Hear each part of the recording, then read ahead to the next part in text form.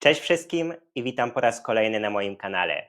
W dzisiejszym filmie dowiecie się albo powtórzycie, jak mówimy daty w języku polskim. Żeby czuć się komfortowo w tym temacie, musimy znać 4 rzeczy: liczebniki główne, liczebniki porządkowe, końcówki dopełniacza i końcówki miejscownika. Ten film jest też początkiem nowej serii na kanale, w której będziemy skupiać się na jednej lub dwóch funkcjach przypadków w konkretnym kontekście czy w konkretnej sytuacji komunikacyjnej. A więc zaczynamy. Kiedy mówimy tylko o miesiącach, to znaczy kiedy chcemy powiedzieć, że coś dzieje się, czy działo się, czy będzie się działo w jakimś konkretnym miesiącu, używamy przyimka w i potem dodajemy nazwę miesiąca. I nazwa miesiąca będzie miała formę miejscownika. I tutaj mam dla Was bardzo dobrą informację, ponieważ prawie wszystkie miesiące w miejscowniku kończą się na literę U. Wyjątkiem jest luty i listopad. Popatrzmy teraz na wszystkie formy miesięcy. W styczniu, i tutaj uwaga, w lutym, w marcu, w kwietniu, w maju, w czerwcu, w lipcu, w sierpniu, we wrześniu, w październiku, tutaj uwaga, w listopadzie, wyjątek, i w grudniu. Druga sytuacja, kiedy używamy miejscownika, to kiedy mówimy tylko o roku, kiedy coś się dzieje w jakimś roku, czy działo się, czy będzie działo się w jakimś roku. Tutaj musimy pamiętać, że z liczebnikami używamy końcówek przymiotnika. Rok jest rodzaju męskiego, jest to miejscownik, a więc będzie to końcówka -im. Teraz opowiem Wam o 4 ważnych zasadach, które musimy pamiętać.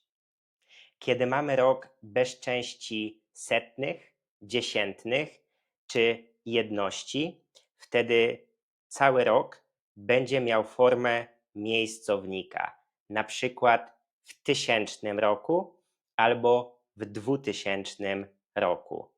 Następnie, kiedy mamy rok z częściami tysięcznymi i setnymi, ale bez części dziesiętnych i jedności, wtedy części tysięczne mają podstawową formę, a części setne mają formę miejscownika. Na przykład w 1900 roku albo w 1500 roku. Następna rzecz, o której musimy pamiętać, to że części dziesiętne i części jedności zawsze mają formę miejscownika. Na przykład w 1995 roku albo w 2001 roku. I jeszcze jedna zasada: kiedy mamy rok tylko z częściami setnymi, wtedy cały rok ma formę miejscownika. Na przykład w 900 roku. Natomiast kiedy mamy rok z częściami setnymi, dziesiętnymi i jedności, wtedy części setne pozostają bez zmian, nie modyfikujemy ich, a części dziesiętne lub i jedności, jak zawsze, mają formę miejscownika.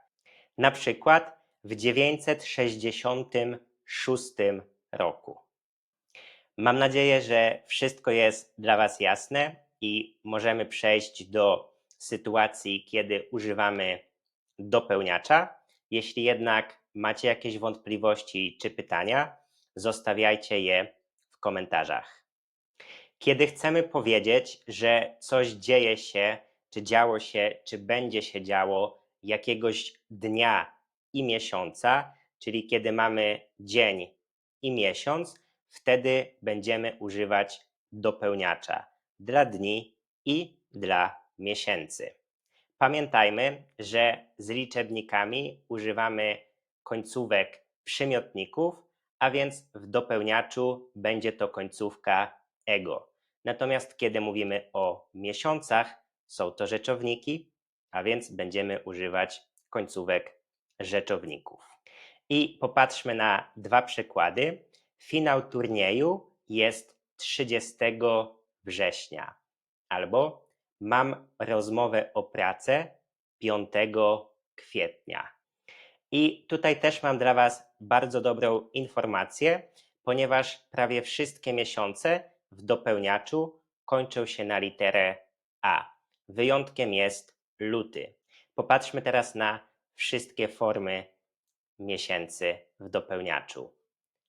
Stycznia, tutaj uwaga, lutego, marca, kwietnia, maja, czerwca, lipca, sierpnia, września, października, listopada i grudnia.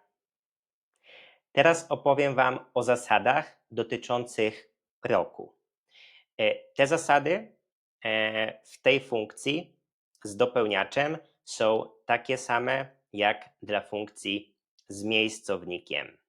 Kiedy mamy rok tylko z częściami tysięcznymi, bez części setnych, dziesiętnych i jedności, wtedy cały rok będzie miał formę dopełniacza. Na przykład on urodził się 15 maja 2000 roku. Kiedy mamy rok z częściami tysięcznymi i setnymi, ale bez części dziesiętnych i jedności, wtedy części tysięczne pozostają bez zmian, a modyfikujemy części setne. Części setne mają formę dopełniacza. Na przykład on urodził się 24 marca 1900 roku.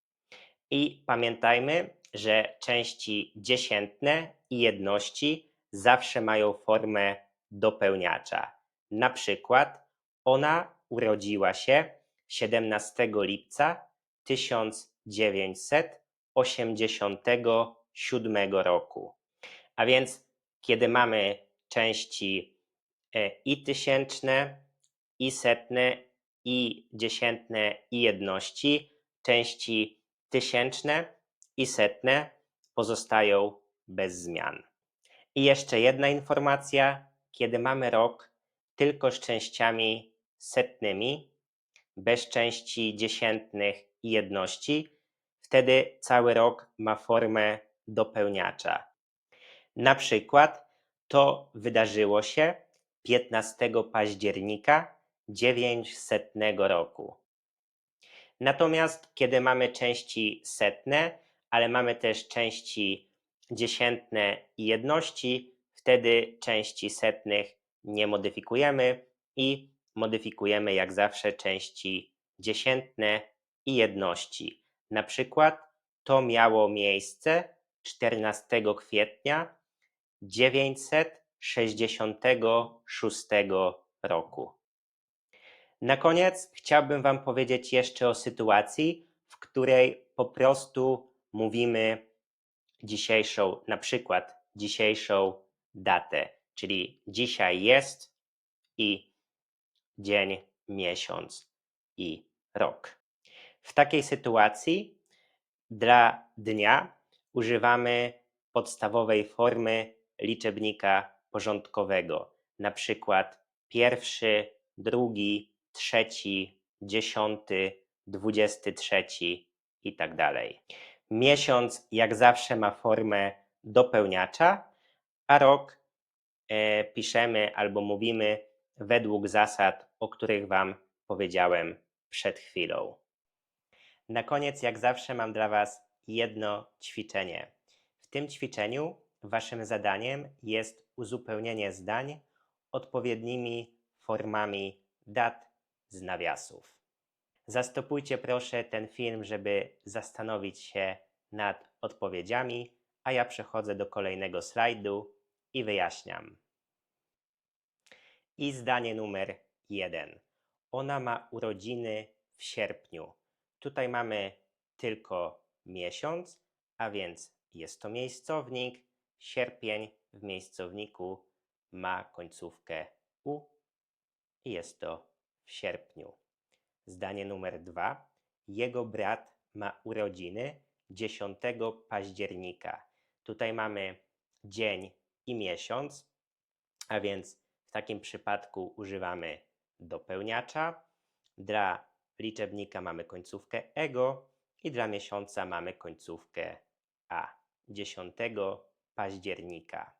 Zdanie numer 3. Dzisiaj jest 17 sierpnia. Tutaj mówimy o dacie, jaki dzień mamy dzisiaj, a więc liczebnik ma podstawową formę, liczebnik porządkowy i miesiąc jak zawsze ma formę dopełniacza. Zdanie numer 4. Ten pan urodził się w 1950. Tutaj mamy tylko rok, mamy przyjmek wy, a więc jest to miejscownik. Mamy części tysięczne, setne i dziesiętne, a więc 1000 pozostaje bez zmian, 900 pozostaje bez zmian, a części dziesiętne mają formę miejscownika 50. Zdanie numer 5. On urodził się 15 stycznia 1973 roku. Tutaj mamy pełną datę, a więc tutaj używamy dopełniacza. I w roku mamy części tysięczne, setne, dziesiętne i jedności, a więc części tysięczne i setne pozostają bez zmian, a modyfikujemy części dziesiętne i jedności, czyli 1973 roku. Zdanie numer 6. Monika urodziła się 6 listopada 2000 roku. Tutaj też mamy pełną datę, a więc używamy dopełniacza, ale tutaj mamy rok tylko z częściami tysięcznymi, a więc cały rok ma formę dopełniacza 2000 roku.